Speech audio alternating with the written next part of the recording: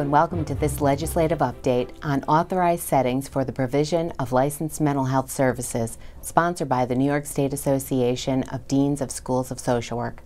I'm Celicia Street, Communications and Professional Development Associate for the New York State chapter of the National Association of Social Workers, and I will be your host. Joining me to discuss this important topic are David Hamilton and Karen Moran. David is the Executive Secretary to the State Boards for Social Work and Mental Health Practitioners at the New York State Education Department. Karen is the Director of Policy for the National Association of Social Workers, New York State Chapter, and Principal Legislative Representative for both the New York State and New York City chapters of NASW. Welcome to you both, and thank you for joining us to help us better understand this critical issue. I understand there have been recent legislative and regulatory changes to remedy an unintended consequence of the implementation of social work licensure and that of the other licensed mental health professionals that relates to the authorization of corporate entities to provide licensed mental health services in New York State. For years, social workers have been employed in not-for-profits and have done these kinds of services, and now it would seem that this is no longer the case, no longer allowed. Karen, can you explain to us how this problem came about? Sure. We were actually alerted to the problem through our own membership when our phones started ringing off the hook, and we were literally receiving hundreds of phone calls from social workers across the state whose experience for their LCS, the clinical experience for their LCSW licensure was denied based on because it was obtained in an unauthorized setting. We began conversations with David and the Education Department to get to the bottom of why this was happening on such a large scale, and soon determined that it was indeed an unintended consequence of the implementation of the social work and other mental health professions licensure statutes. Prior to social work licensure, hundreds of community-based service providers routinely hired social workers to provide clinical services. However, upon enactment of the licensure statutes, thus beginning scope protection, if you will, these agencies were technically not authorized any longer to provide, under the law, to provide such services. And unfortunately, they were never informed of the change, hence their continuation to provide scope-protected services such as psychotherapy, even though they lack the authority to do so. Okay. David, can you explain to us the differences between an authorized and an unauthorized setting? Certainly. It's related to the concept that a license is issued to an individual to practice a profession. So as a licensee can set up their own private practice to provide those services directly.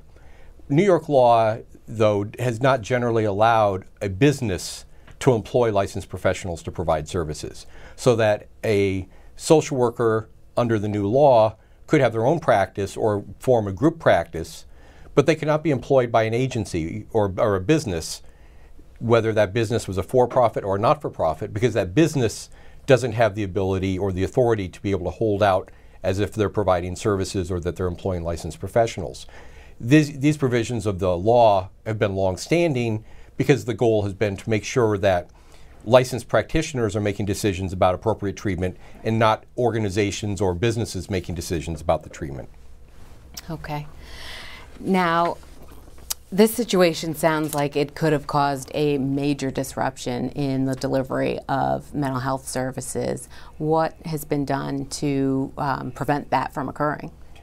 As Karen said, when phone calls started coming in because we were looking at individuals and saying this experience cannot be accepted because the setting is not authorized, it's a not-for-profit, that they don't have an operating certificate from the Office of Mental Health, or they're not a clinic under the Department of Health like a hospital. When we started looking at those, we realized that there were some consequences of the law that no one had planned. Mm-hmm. So we brought together professional associations, including NASW. We brought together groups of providers like the hospitals, community-based providers. We got together with people from the other state agencies so that we could have the discussion to try and identify where exactly these problems were being found. And they were in not-for-profits, they were in religious corporations, they were in educational corporations that, as Karen said, could provide these services before there was a restriction on practice, but couldn't after that. So we worked with all the stakeholders, and the legislature, the Senate and Assembly in 2010 introduced a bill that created the ability for the department to address this problem by issuing waivers to qualified entities. That was signed into law by the governor in June of 2010, so that we're now implementing those provisions. Okay. And what's being done to implement this new law? Well, the Board of Regents has approved the permanent regulations to implement the law effective February 2nd, 2011. The department has also developed the waiver applications consistent with the law and regulations, and the applications are now posted on the State Education Department website. And David, how can a corporation determine if they need a waiver? They need to talk to their corporate counsel, because what they need to go back and look at is, are they authorized, say, with an operating certificate from a state agency like the Office of Mental Health or the Department of Health? Or if they're a not-for-profit or a religious corporation, do their corporate purposes include the provision of psychotherapy or counseling or other services that are now restricted under the law? Now, there are some entities that don't need to apply for a waiver under the law because they have programs that are exempt. But if that same organization offered other programs that weren't necessarily under that umbrella authorization, they would have to apply. So one agency may have some programs that are exempt and some that need waivers. Karen, how can a non-for-profit or educational corporation receive a waiver from the department? What's the process?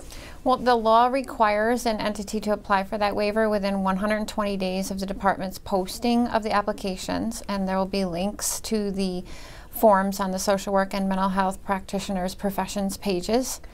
The law also allows the entity to continue providing services until the waiver application is denied or until July 1st, 2012, whichever comes first.